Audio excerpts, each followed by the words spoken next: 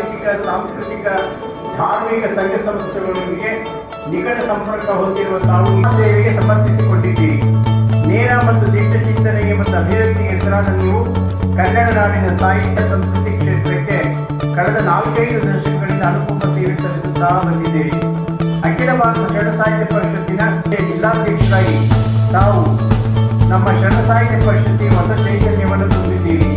ಸದಾಕಾಲ ಪಾದರಸದಂತೆ ಕಾರ್ಯನಿರ್ವಹಿಸಿದ ನೀವು ನಾಡಿನ ಶ್ರೇಷ್ಠ ಸಾಂಸ್ಕೃತಿಕ ಸಂಘಟನೆಗಳಲ್ಲಿ ಪ್ರಮುಖರಾಗಿದ್ದೀರಿ. ಕಳೆದ 3.5 ದಶಕಗಳಿಂದ ನಮ್ಮ ಬಸವಣ್ಣಿಗೆ ಸಂಘಟನಾ ಕಾರ್ಯದರ್ಶಿಯಾಗಿ ತಾವು ಸಲ್ಲಿಸಿರುವ ಸೇವೆ ಮಹತ್ತರವಾದದ್ದು. ಇದೀಗ ಕರ್ನಾಟಕ ಸರ್ಕಾರ ತಮ್ಮ ಸೇವೆ ಮತ್ತು ಪ್ರತಿಭೆಯನ್ನು ಗುರುತಿಸಿ ತಮ್ಮನ್ನು ಕರ್ನಾಟಕ ನಾಟಕ ಅಕಾಡೆಮಿ ಅಧ್ಯಕ್ಷನಾಗಿ ನೇಮಿಸಿರುವುದು ತುಂಬಾ ಅಭಿನಂದನಾರ್ಹ ವಿಷಯವಾಗಿದೆ. ತಮ್ಮಂತಹ ಕಲಾ ನೈಪುಣ್ಯವುಳ್ಳ ಹಿರಿಯ ರಂಗಕರ್ಮಿಗಳನ್ನು ಅಕಾಡೆಮಿ ಅಧ್ಯಕ್ಷರಾಗಿ ನೇಮಿಸಿರುವುದು ಅಕಾಡೆಮಿಯ ಸರ್ವಾಂಗೀಣ ವಿಕಾಸದ ದಿಸೆಯಲ್ಲಿ ಸರ್ಕಾರ ಇಟ್ಟಿರುವ ಒಂದು ಮಹತ್ವದ ಹೆಜ್ಜೆಯಾಗಿದೆ. ಕರ್ನಾಟಕ ಸರ್ಕಾರ ನಾಟಕ ಅಕಾಡೆಮಿ ಅಧ್ಯಕ್ಷರಾಗಿ ತಾವು ಅಧಿಕಾರ ಸ್ವೀಕರಿಸಿರುವುದು ನಮಗೆಲ್ಲರಿಗೂ ತುಂಬಾ ಸಂತಸವನ್ನು ತಂದಿದೆ. ನಮಗೆ ಅಖಿಲ ಭಾರತ ಶರಣ ಸಾಹಿತ್ಯ ಪರಿಷತ್ತಿನ ಪರವಾಗಿ ಹೃತ್ಪೂರ್ವಕ ಅಭಿನಂದನೆಗಳು.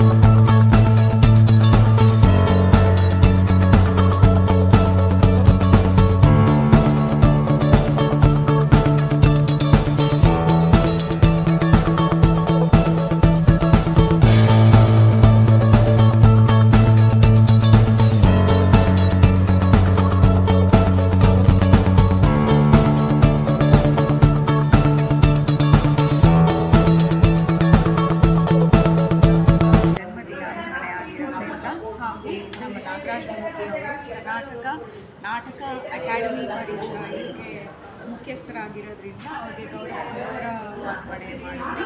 ಸೊ ಈ ಪ್ರೋಗ್ರಾಮ್ಗೆ ನಾವೆಲ್ಲ ಮೋರ್ ದೆನ್ 100 ಪೀಪಲ್ ಸೇರಿ ಅದೊಂದು ಗೌರವಾರ್ಪಣೆ ಮಾಡಿರೋದ್ರಿಂದ ನಮಗೆಲ್ಲ ಖುಷಿಯಾಗಿದೆ.